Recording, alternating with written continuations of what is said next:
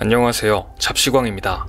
전 세계를 강타한 코일9 재확산에 따라 한국의 방역 능력이 다시 한번 시험대에 올랐습니다. 방역 모범국으로 꼽히던 한국에서 최근 하루 300명 안팎의 확진자가 나오자 전 세계가 주목하고 있는데요. 특히 외신들이 앞다투어 한국의 확진자 증가 추세와 대처 방안을 연일 보도하고 있습니다. 미국의 블룸버그 통신은 23일 한국은 지난 3월 이후 가장 많은 신규 확진자를 기록했다며 사흘째 감염자가 300명을 넘었다고 보도했습니다. 영국 파이낸셜 타임즈도 같은 날 6개월 만에 한국의 코일9 확진자 수가 최대폭으로 늘고 있다며 한국 정부는 재확산을 막기 위해 고군분투하고 있다고 전했습니다. 미국의 AP통신도 한국 정부는 경제적 우려 때문에 수개월 동안 주저했던 강화된 사회적 거리두기 조치 2단계를 꺼내들었다고 보도했습니다. 그런데 주목할 점이 하나 있습니다. 위기 상황에서도 대부분의 외신들은 한국이 우수한 방역 시스템으로 재확산 사태를 극복할 것으로 긍정적으로 전망하고 있다는 점입니다.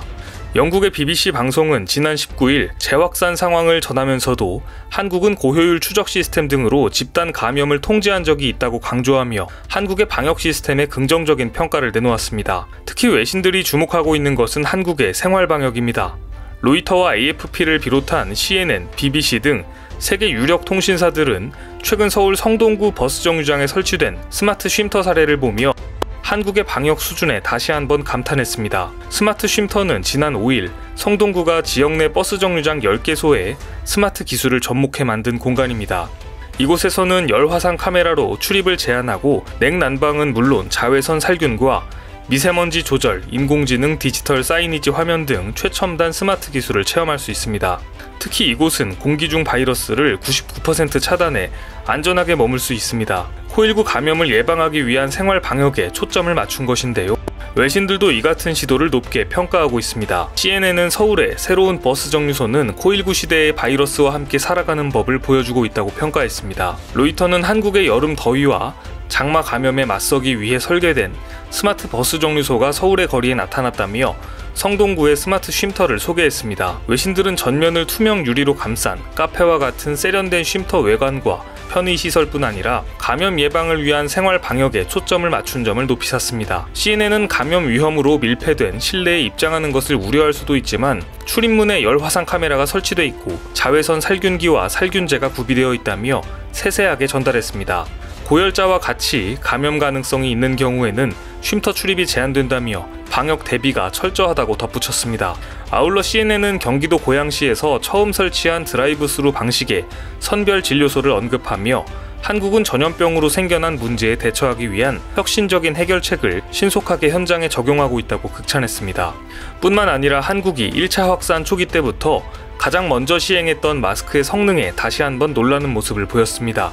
경기 파주시 스타벅스 파주 야당역점에서 발생한 집단 감염 사례가 방역 수칙의 또 다른 모범 사례가 된 것입니다. 스타벅스 파주 야당역점은 지난 8일 슈퍼 전파자가 2층 매장 에어컨 밑에 앉아 2시간 30여 분 동안 마스크를 착용하지 않은 채 일행과 대화를 나눴던 곳입니다. 이 여파로 매장 2층을 이용한 손님 27명이 확진 판정을 받았고 해당 사례는 에어로졸 전파 또는 에어컨을 통한 급속한 바이러스 전파로 국내외에서도 화제가 됐습니다. 특히 짧은 시간 동안 2층 화장실을 이용한 초등학생까지 감염되면서 최근 2차 확산된 바이러스의 강화된 전파력에 혀를 내두를 지경이었는데요. 그런데 한 가지 놀라운 점은 오염 상황에서 2층 매장을 수시로 방문한 매장 직원 4명은 진단검사에서 모두 음성 판정을 받았다는 점입니다. 반면에 해당 매장을 이용한 확진자 대부분은 마스크를 착용하지 않았던 것으로 알려졌습니다. 따라서 마스크 미착용이 대규모 집단 감염의 원인으로 추정되고 있습니다. 이는 코일9 바이러스가 밀폐된 실내 공간에서 얼마나 빨리 퍼질 수 있는지를 보여주는 단적인 사례로 꼽히며 에어컨이 가동되는 밀폐된 환경에서 마스크 착용의 중요성을 일깨워주고 있습니다. 블룸버그 통신도 마스크를 착용했던 스타벅스 매장 직원들이 감염을 피한 것에 대해 주목했습니다. 블룸버그 통신은 파주의 사례를 들어 마스크 착용이 감염 가능성을 최소화하는 방법임을 전하며 미국 등 일부 국가에서 발생하고 있는 마스크 착용에 대한 저항과 잘못된 정보에 대해 우려도 표명했습니다.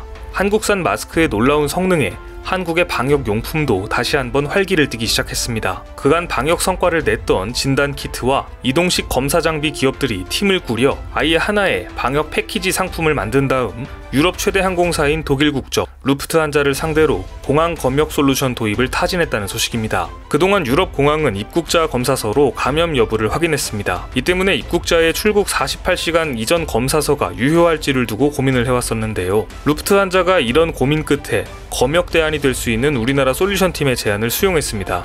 먼저 워크스루 생산업체인 고려기어는 진단키트 생산업체인 셀세이프와 공항 검역 솔루션 연합팀을 꾸려 포르투갈 파로 공항에서 검역 솔루션을 시연하기로 했습니다. 이 팀은 항공기를 통해 300명이 입국할 경우 55분 내 세관 통과까지 마치는 검역 솔루션을 선보일 예정입니다. 고려기어는 워크스루에서 검체를 채취한 뒤 셀세이프의 진단키트로 20분 내 검사 결과를 확인하고 소독 과정인 에어샤워까지 이루어지는 방식입니다.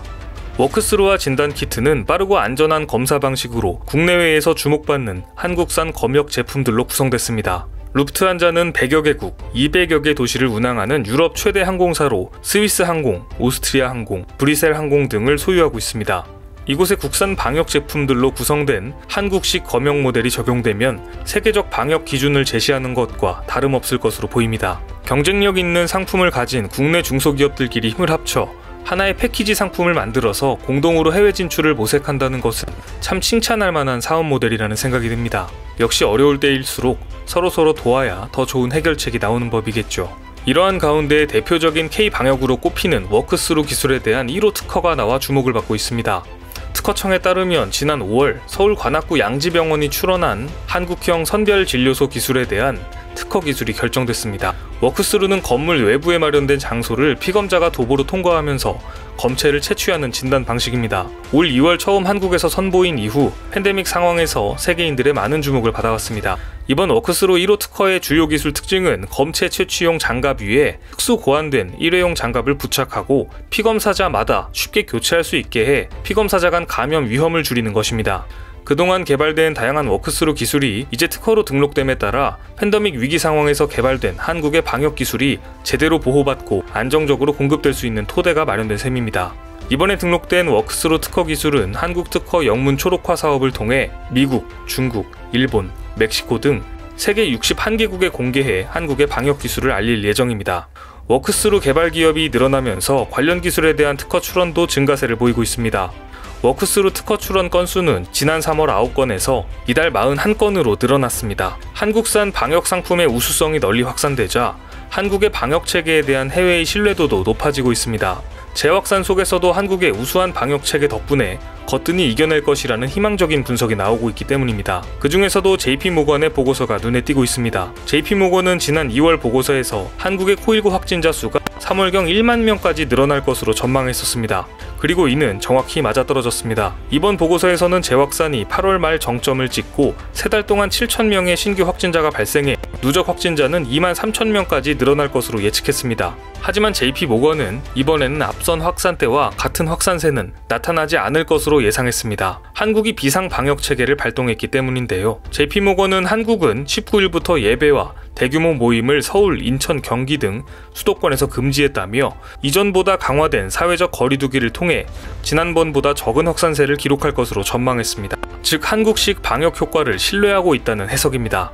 외신들의 예측대로 한국 국민들이 이번 고비를 무사히 넘기고 재확산을 이겨내는 기적을 만들어내길 기대해보겠습니다. 오늘 준비한 소식은 여기까지입니다. 댓글을 통한 여러분들의 많은 의견 기다리겠습니다.